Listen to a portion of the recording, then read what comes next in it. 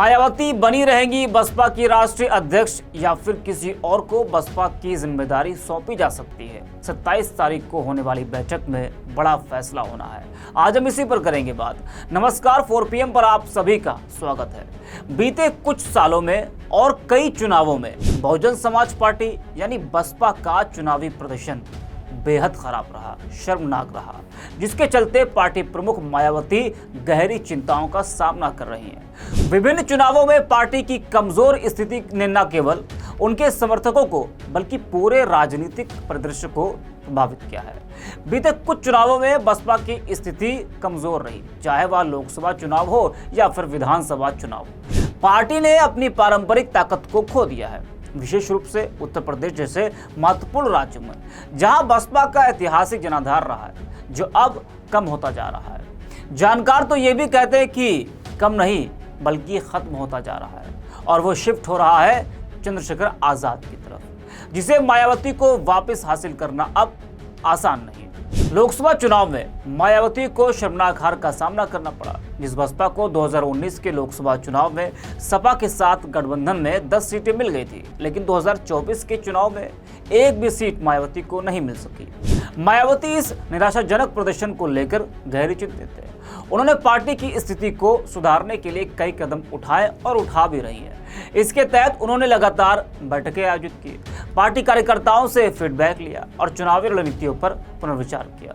मायावती का उद्देश्य पार्टी की खोई हुई ताकत को पुनः प्राप्त करना और पार्टी को सशक्त बनाना है, ताकि वह आगामी चुनावों में बेहतर प्रदर्शन कर सके। इसके लिए उपचुनाव में जो बसपा कभी नहीं लड़ी, वो अब उपचुनाव में उतरने जा रही है।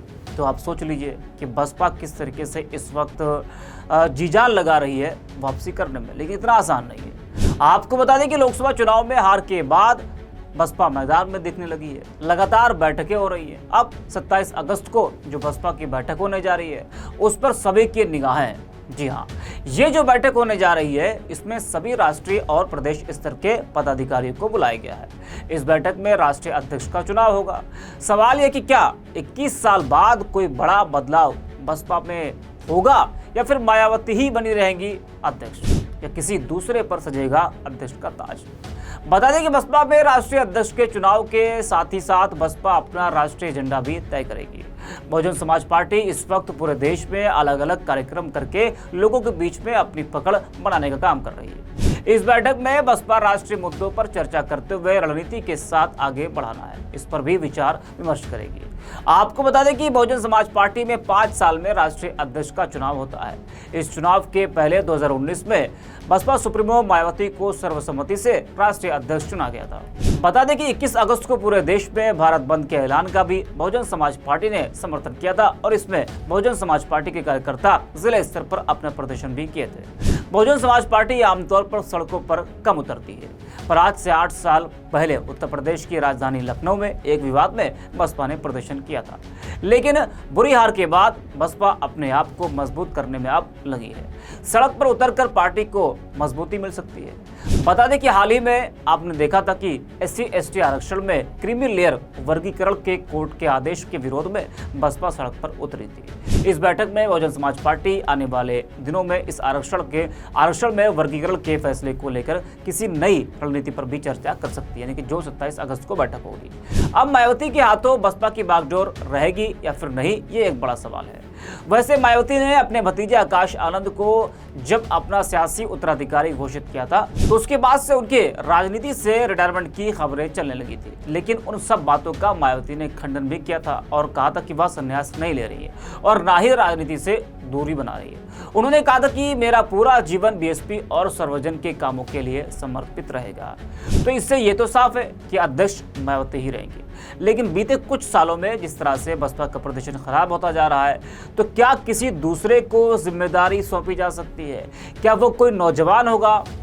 क्या आकाश आनंद हो सकते हैं? ऐसे कई सवाल हैं, क्योंकि आकाश आनंद का नाम भी चल रहा है। तो वही सूत्रों की माने तो 27 अगस्त की बैठक में बसपा के अध्यक्ष का चुनावी प्रक्रिया सिर्फ औपचारिकता है और मायावती के नाम पर ही मुहर लग रही है। मायावती के रहते हुए किसी दूसरे नेता को पार्टी की कमान नहीं सौंपी जा सकती। पार्टी के राष्ट्रीय सदस्य मायावती के नाम का अनुमोदन करेंगे और उसके बाद उनके 6ठी बार अध्यक्ष बनने की घोषणा भी की जा सकती है। हालांकि मायावती अगर खुद पार्टी के अध्यक्ष नहीं बनना चाहती, इस सूरत में किसी दूसरे नेता के नाम पर विचार किया जा सकता है।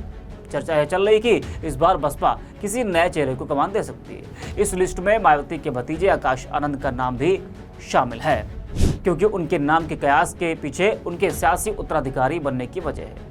आकाश आनंद के करीबी लोगों की माने तो वह खुद भी पार्टी की कमान लेने के लिए अभी तैयार नहीं है, इसीलिए छठी बार मायावती का अध्यक्ष बनना तय है, जिस पर 27 अगस्त को फाइनल मुहर लग जाएगी। लेकिन बहुजन समाज पार्टी का हाल का प्रदर्शन एक गंभीर चुनौती का संकेत है और मायावती इस स्थिति को सुधारने के लिए समर्पित है। निरंतर प्रयास और रणनीतिक बदलावों के माध्यम से वे पार्टी की खोई हुई प्रतिष्ठा को पुनः प्राप्त करने की कोशिश कर रही हैं।